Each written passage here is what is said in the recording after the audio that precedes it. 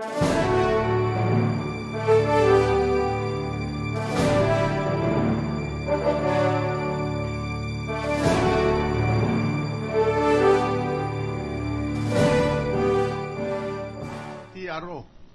So I allowed it in order to test the credibility of this witness, whether indeed the document is fake or not.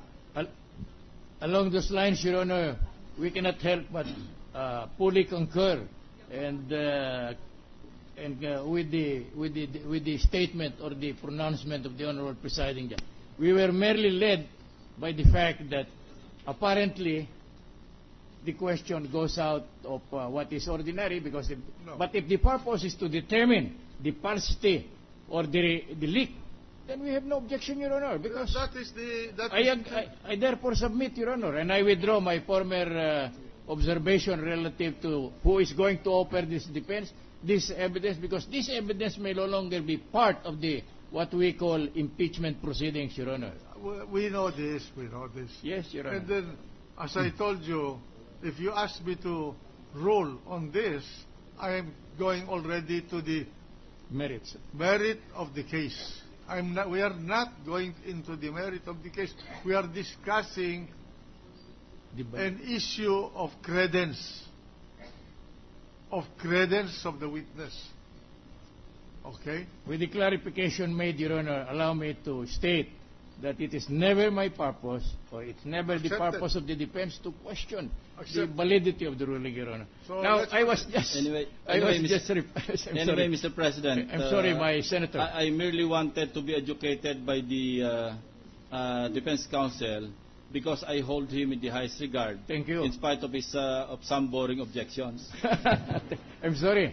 I'm just exercising my right. Some of my questions have been overtaken by the ruling of the chair. Anyway, I'd like to ask the witness, paki-qualify nga po. Tapos na ako. Yung sinabi niyong fake yung documents, are you referring to the document itself, the form, or the entries? Pag sinabi niyong fake ang dokumento, were you referring to the document itself, the form? Because dalawa po ito yung signature form, yung isa naman yung entries doon sa signature form. When somebody opens an account, necessarily has to fill up a signature form card or signature form. So alin po ba yung fake, yung fake, yung form or yung entries doon sa form? Sir, the whole thing. The whole thing. When I was asked to compare, and when I say fake, they're different. They're not the same. So no, ang tanong ko nga po, ano yung nire-refer niya na hindi pareho? Hindi pareho ang signature form o hindi pareho yung mga entries do sa available sa bangko ninyo? Because in that regard, I will require you to bring during the next trial, next hearing, yung samples ng inyong signature form, no? Sample of the standard format, sir. It's yun nga po ang tanong ko. Ito bang form fake o genuine? Yung form. Yung standard format niya, sir. Yes. It's what we have in the bank. So genuine yung walang problema sa signature form. Sa form. Ang sinasabi ninyong fake yung entries. Yes, sir. Dito yung nakapaloob dito. Yung mga if I remember correctly, with the permission of the gentleman from Cavite, in fairness to the witness, her answer was that there are entries in this document that are not found in the original. Is that correct? Yes, Your Honor. Madam Witness? And there are entries in the original that are not found in the document under discussion. Is that correct? Yes, Your Honor. So that's the...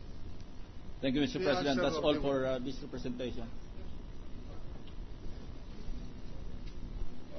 Mr. President, with your indulgence, just 30 seconds. Yeah, the gentleman from Iloilo. Just to make it clear, the specimen signature of the bank officers should be the specimen signature on or about the date when this was signed, so that these are not new specimen signatures. Second point, Your Honor, Do you understand the request of the Senator Judge from Iloilo? No, Your Honor. Okay. Okay, let me explain. These accounts were opened January 26, 2009. We asked for the specimen signature. The specimen signature should be those appearing in the documents of the bank on or about this January 26, 2009 in the case of account number ending 7358. Is that correct? Can you understand that, Tabalang Witness? You would like to get the specimen signatures of the officers on those dates mentioned. That's correct. No. Yes. Now, you keep on saying that there is the difference between what appears in here. There were entries which are here and entries which were not here compared to the original. You just said that. Now, can you bring the original of this and just cover the dollars so that we will see?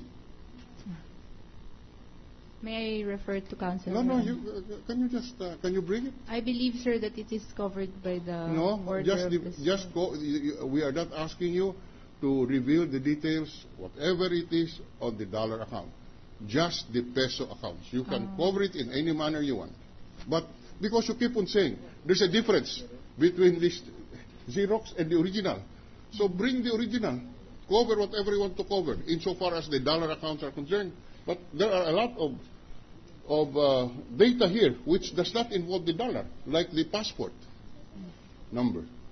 So all that we're asking to test your credibility that this is a fake document, because you are the one who raised that. Bring the original, cover the dollars if you wish. We will not look at the dollar in deference to the ruling of the chair and the Supreme Court. Just the peso. May I consult my counsel, Your Honor? Go ahead.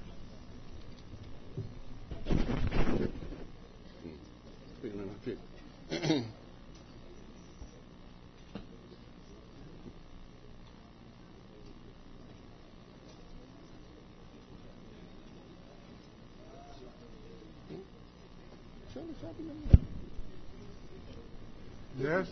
Sir, with due respect, the documents are already with the head office, and our president would be the more competent person to answer for that because he has custody of it. He has custody. Mr. President, that's a lame It's not- excuse. Mr. President, that is a lame excuse. He can always get it from the bank president because these are records from the Katipunan branch which were brought to the head office. Anyway, the president of the PS Bank is here. Why don't you ask the PS Bank to come inside to answer this question?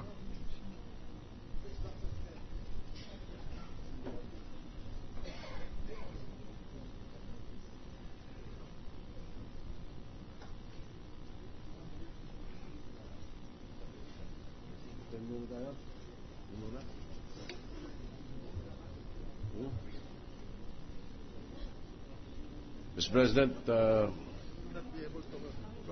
Mr. President, while they are calling the bank president and whether if we will decide to call that witness ahead, may I move to suspend the trial for 10 Senate minutes?